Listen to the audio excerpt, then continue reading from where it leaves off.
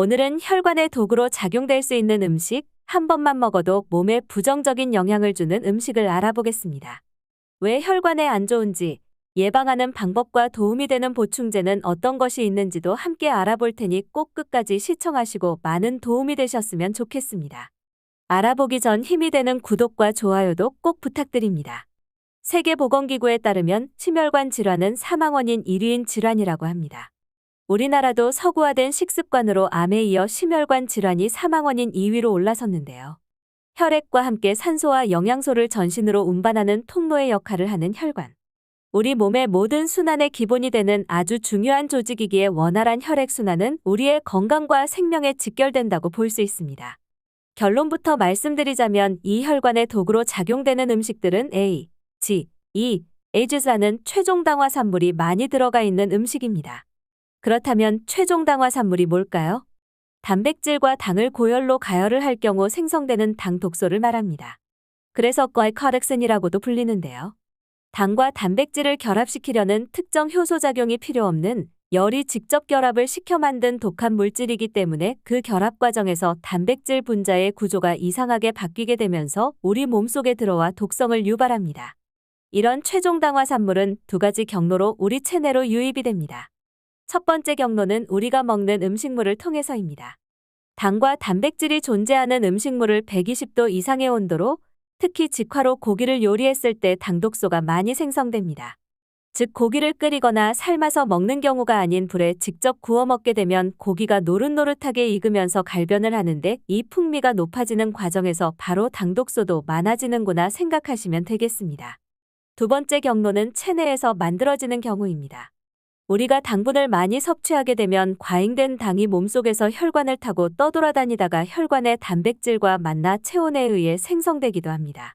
정리하자면 음식을 통해 외부에서 들어온 당독소와 내부에서 만들어진 당독소는 체내의 단백질과 결합을 해서 이 단백질의 유연성을 떨어뜨리는데요. 우리 몸속에 있는 대표적인 단백질, 바로 혈관이죠. 혈관을 떠돌아다니면서 손상시키고 뇌혈관, 눈혈관, 심장, 신장과 같은 장기의 혈관에까지 붙어서 산화적 손상을 일으켜 만성적인 염증의 원인이 될 수 있습니다. 즉, 심혈관 질환이나 죽상동맥경화, 황반변성, 백내장 같은 안구질환, 신장질환, 알츠하이머, 암 등 대부분의 만성질환의 원인으로 지목을 받고 있습니다. 또한 염증으로 인해 혈관이 딱딱해지면 혈액순환이 저해되고 막지 못한 피, 즉 어혈이 생기고 그로써 몸에 잘 낫지 않는 자잘한 통증들이 생깁니다. 그러면 대변, 소변, 수면 등의 모든 생리적 기능들이 저하됩니다. 이뿐만 아니라 피부도 단백질이 대부분을 구성하고 있지요. 피부층에 결합을 해서 주름을 촉발해 노화를 앞당긴다는 데이터도 있습니다. 이렇듯 만병의 근원이 될 수 있는 당독소를 피하려면 어떤 음식에 들어있는지 알고 섭취를 자제해야겠지요. 일반적으로 같은 식자재라도 삶거나 쪄서 요리해 먹으면 당독소의 생성이 훨씬 적어집니다. 반면에 기름에 튀기거나 직화 요리를 하면 당독소가 아주 많이 생성이 됩니다. 고기 같은 경우 쪄서 먹는 것 대비 구워 먹게 되면 당독소가 적게는 2배에서 많게는 100배까지 늘어난다고 합니다. 그러니 너무나 당연하게도 당독소가 많은 음식 첫 번째는 붉은 고기, 그 중에서도 특히 베이컨입니다. 당독소는 특정 온도 이상 가열될 때 생긴다고 말씀드렸는데 베이컨 향은 훈연에서 오지요. 이때 직화가 한 번 되고 먹기 전에 또 굽게 되니 당독소가 엄청나게 많이 생기게 됩니다.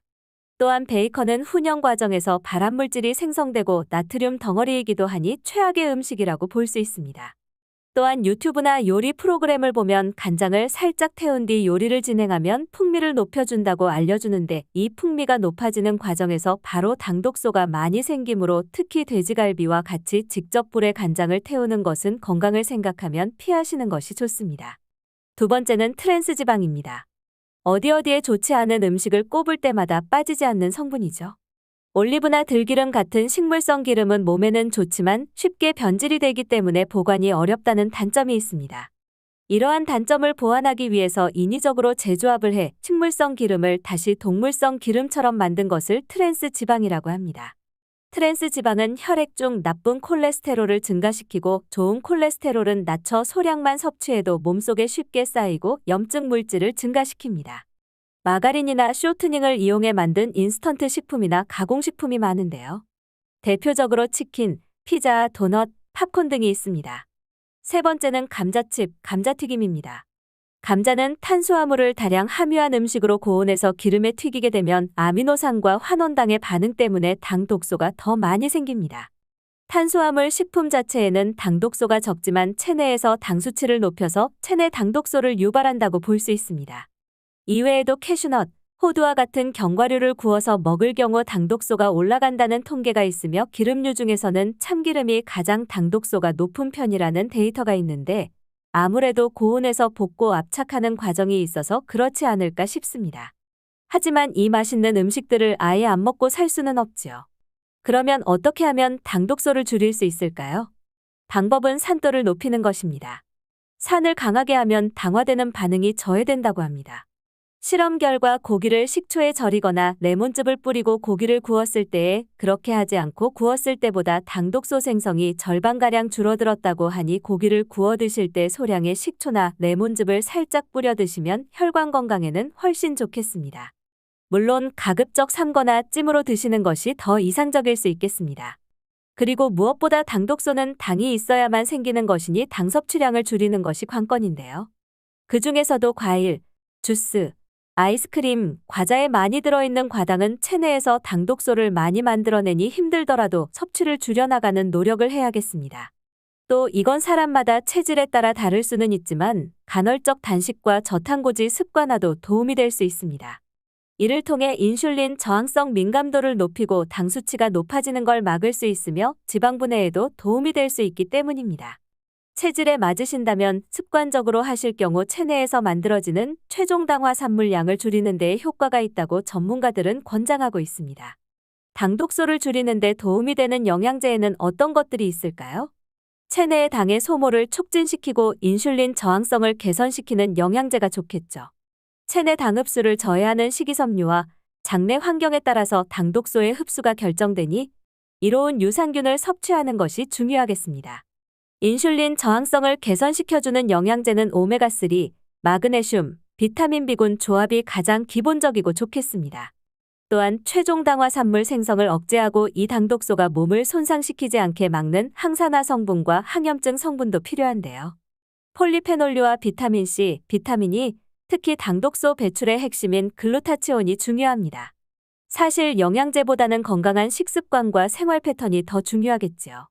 오늘 영상이 혈관 건강을 지키는 시작에 조금이라도 도움이 되셨다면 정말 기쁠 것 같습니다. 끝까지 시청해주셔서 감사합니다. 구독과 좋아요 꼭 눌러주시고 응원해주시면 영상 제작에 큰 힘이 됩니다. 오늘도 주입식 건강과 함께 행복하고 건강한 하루 되세요. 감사합니다.